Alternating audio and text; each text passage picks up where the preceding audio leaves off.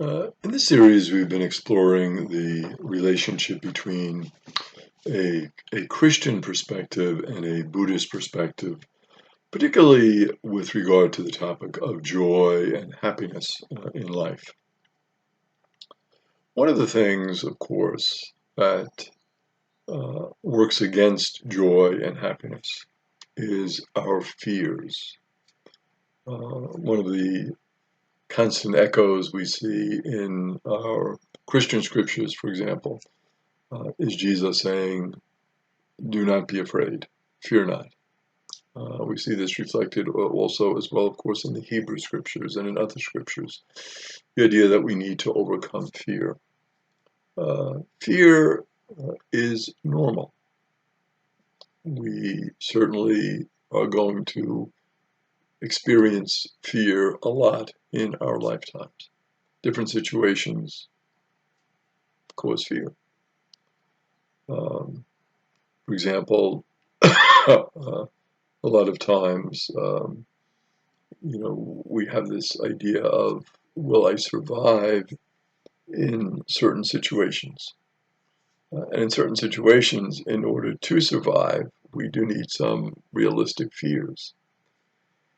If I go into a burning home, for example, and I don't have the proper protection or training, will I survive? Well, I have to be careful in a situation like that.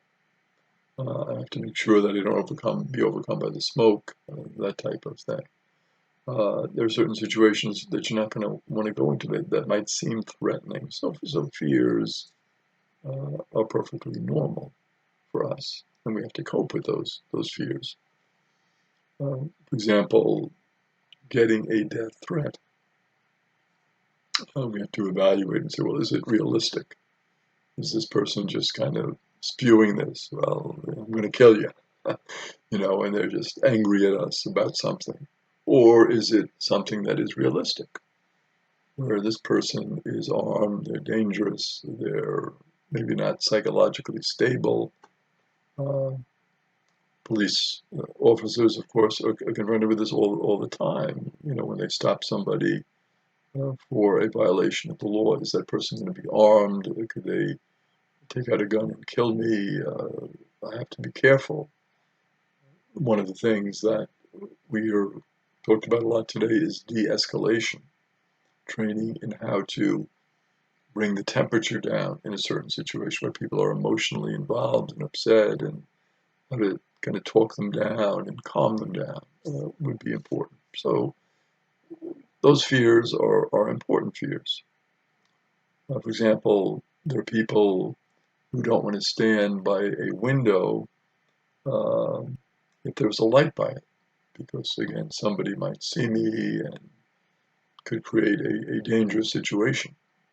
So we pull the shades down at night, and we try to create a little more privacy, and we don't want to bring danger in to our house where we live or wherever.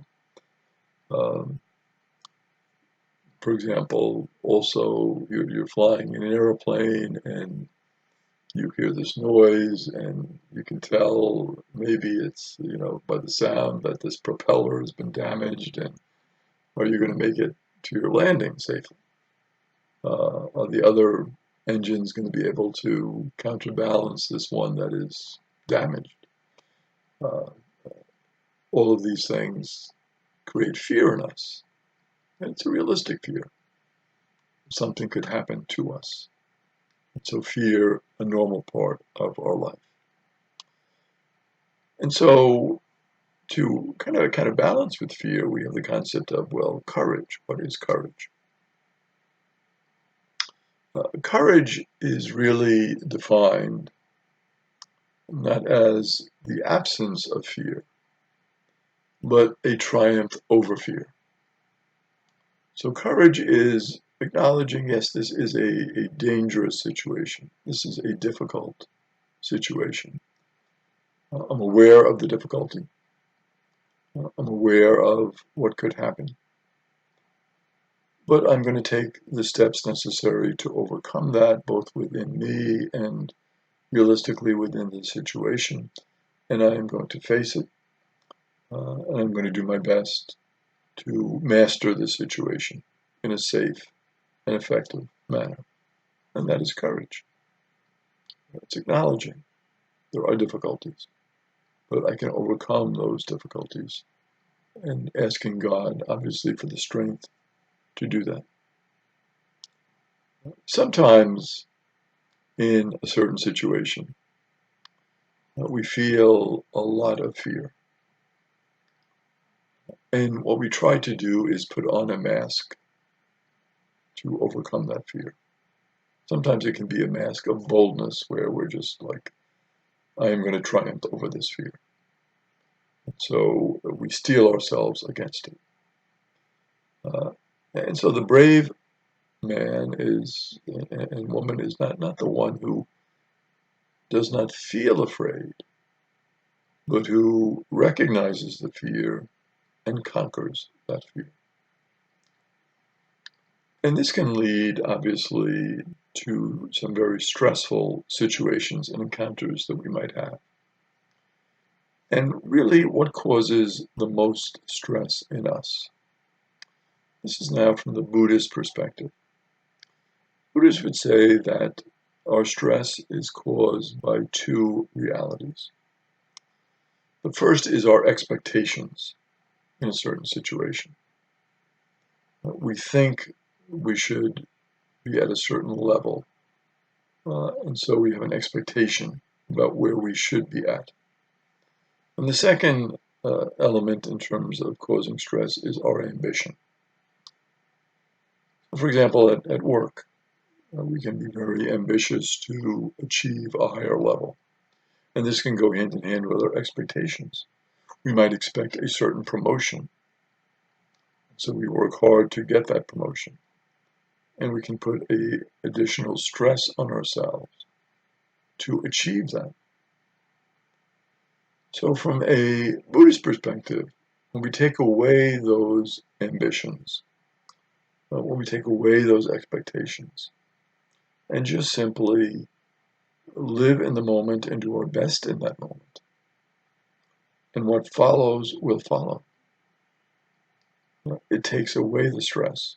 And sometimes in taking away the stress, it leads to a much healthier life, and actually even achieving beyond the expectation. One of the chief problems, for example, in sports is how do we respond to stressful situations? So for a golfer, for example, one of the chief things is to be able to relax, because when the muscles are relaxed, they perform much better than when one is under stress. So from a Buddhist perspective, eliminating those expectations, eliminating those ambitions, will help to certainly overcome the fears, and to act with courage, and to relieve the stress and anxiety.